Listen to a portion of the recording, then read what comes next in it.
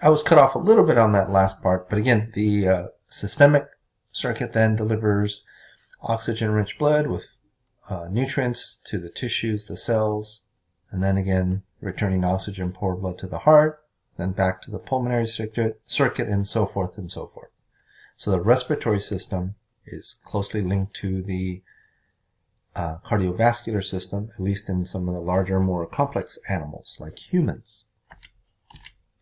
So the respiratory system, several organs that facilitate the exchange of respiratory gases between the environment and our cells and tissues. So there's a respiratory surface, part of the animal where oxygen diffuses into the animal and carbon dioxide diffuses out. In animals like humans, that respiratory surface is the alveoli, the little air sacs within our lungs. With some other animals, like amphibians, the skin serves as a respiratory surface in addition to relatively small lungs.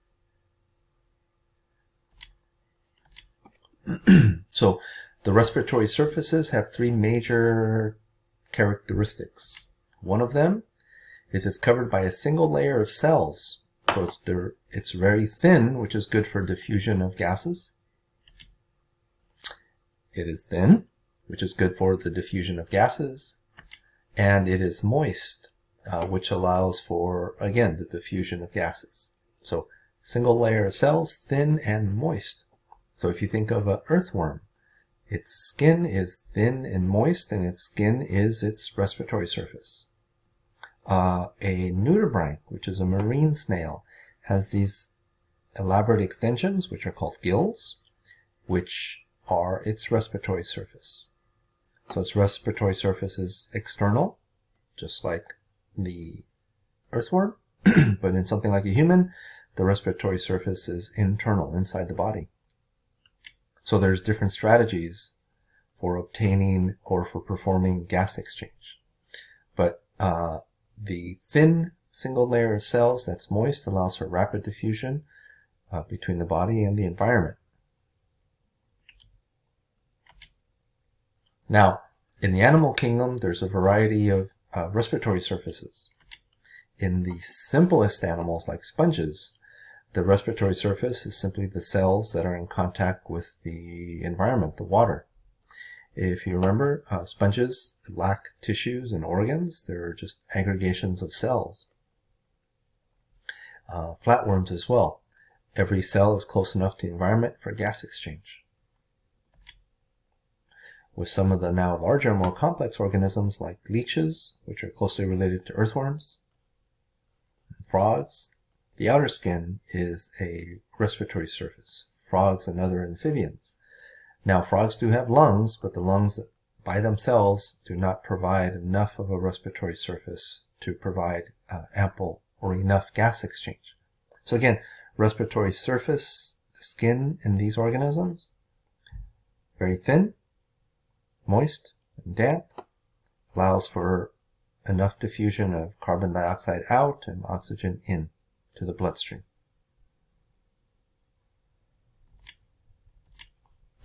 For most animals, the outer surface is impermeable to gases or lacks sufficient surface area for ample or sufficient gas exchange.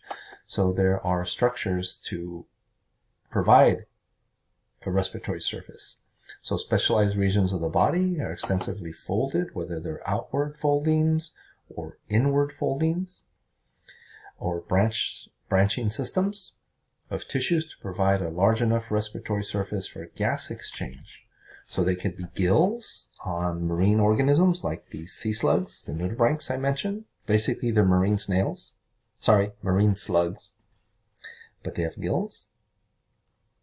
And the gills, again, are just extensions of the surface to provide enough surface area for gas exchange. In insects and other arthropods, things with an exoskeleton, there's openings in the exoskeleton and a branching network within that are called tracheae, or trachea, plural, that allow for gas exchange. There's no capillaries in these type of things. Remember, they have an open circulatory system. And then in organisms like us, like mammals, we have lungs, which are highly branched structures within the body that allows for ample or plenty of surface area for gas exchange. So different structural strategies to provide a large enough respiratory surface for gas exchange. So gills, these are outfoldings of the body surface found in most aquatic animals like lobsters and sea slugs. They are invertebrates, no backbones, and in fishes, which are vertebrates that have backbones. So we talked about the gills in fishes before for gas exchange, gills in, again, sea slugs for gas exchange, and in crabs, crustaceans, lobsters, shrimp, they have these feather-like gills for gas exchange.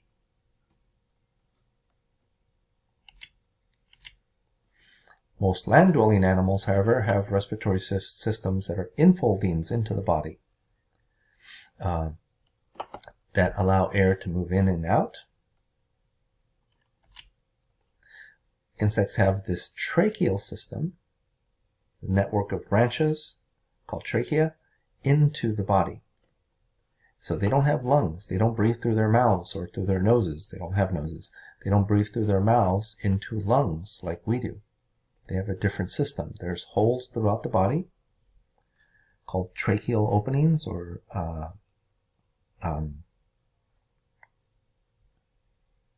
there's another name for them, but tracheal openings. Sorry, spiracles is the other name for them. Tracheal openings that lead into an elaborate branching trachea within the arthropods, insects, for example, and air moves in and then air moves out. So their respiratory structure, respiratory system, is not linked to their cardiovascular system. It's very different than things like us. Lungs in things like us and other animals are organs that are lined with this moist epithelium, and the most common surface respiratory structure, or most common respiratory surface in things like snails, terrestrial snails, like the snails that would eat your garden, spiders that have things called book lungs, and then the terrestrial vertebrates like the amphibians, which do have lungs but also a moist skin. That's also a respiratory surface. And then the birds and the other reptiles, and then the mammals. So gases are carried between the lungs and the body cells by a circulatory system in these type of organisms that have lungs. So let's focus on humans now. So the human respiratory system, 3 phases for gas exchange. One is the breathing in and out, inhalation and exhalation, which will ventilate the lungs. Breathing in and out. Moving air in for inhalation is to primarily move in oxygen. Exhalation is primarily to expel our carbon dioxide waste.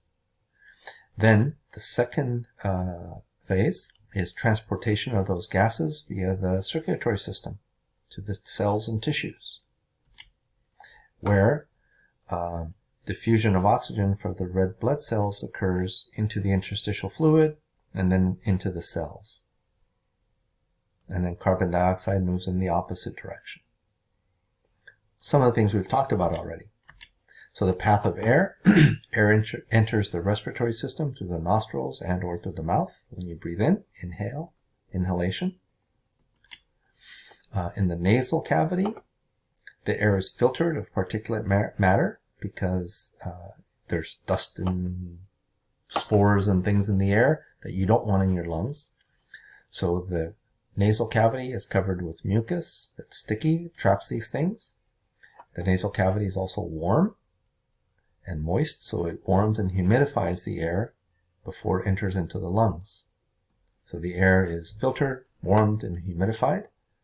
And then, of course, we can smell through our nasal cavity, so there are smell receptors there, so we can sniff, sample the air as we breathe it.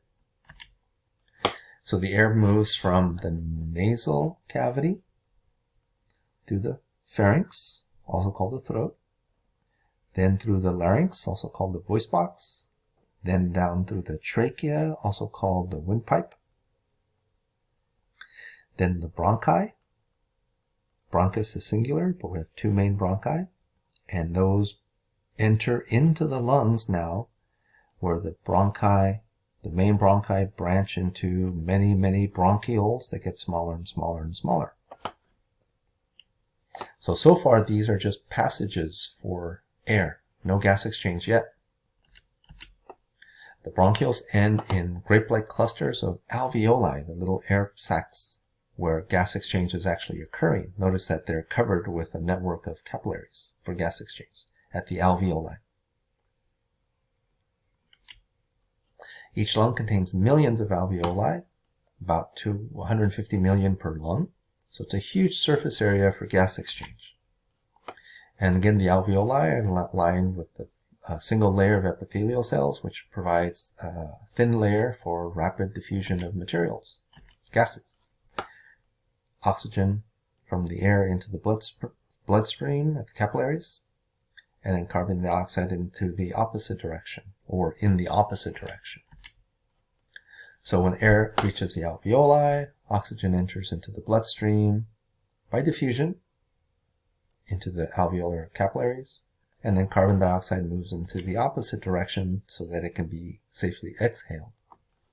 And again, exhalation reverses a process where oxygen is removed out of the body, right? Reverses the inhalation, which moves oxygen into the body. So the alveoli, oxygen diffuses across the lining of the alveoli. It's very thin into the capillaries because they're very thin. Through diffusion, carbon dioxide diffuses in the opposite direction. So this destruction of alveoli can occur through things like smoking, again, one of the worst things you can do, but also exposure to contaminants, air pollution in the air, and it can cause a breakdown of the alveolar respiratory surfaces, the alveolar walls, which means you're losing surface area, which means you're losing the ability to provide enough oxygen to your body. And this loss of alveolar surface area is called emphysema, which is a nasty disease. So, and this is just the destruction of the alveolar walls for minimizing the amount of gas exchange that can occur, but contaminants and smoking causes buildup of carcinogenic materials, leading to things like lung cancer, nasty stuff. If you smoke, please stop. So breathing is the alternating process of inhalation and exhalation. When you inhale, there's muscles that raise the ribs, enlarging the volume of the lungs, and your diaphragm depresses downwards so that it increases the volume of the lungs and that draws in air. Because when that happens, when the volume increases, it drops the air pressure in the lungs versus outside. So the air will go down its air pressure gradient. The air will be sucked into the lungs. When you exhale, the ribs fall down, reducing the volume of the lungs. The diaphragm moves upward when it's relaxed. So that increases air pressure here, yes, because it decreases volume. So the air pressure in here is now higher than externally, and that pushes the air out. So this is just passive breathing, like when you're sitting there just breathing. So inhalation, the chest expands due to the upward movement of the ribs and the downward movement of the diaphragm. Air moves into the lungs because because of the negative pressure breathing, as air pressure in the lungs is lowered due to the expansion of the lungs, and that sucks the air in. Exhalation is basically opposite. The ribs and the diaphragm muscles relax, decreasing the volume of the thoracic cavity, meaning also the lungs. Decreases the volume, increases the air pressure in the lungs, forcing the air out with exhalation.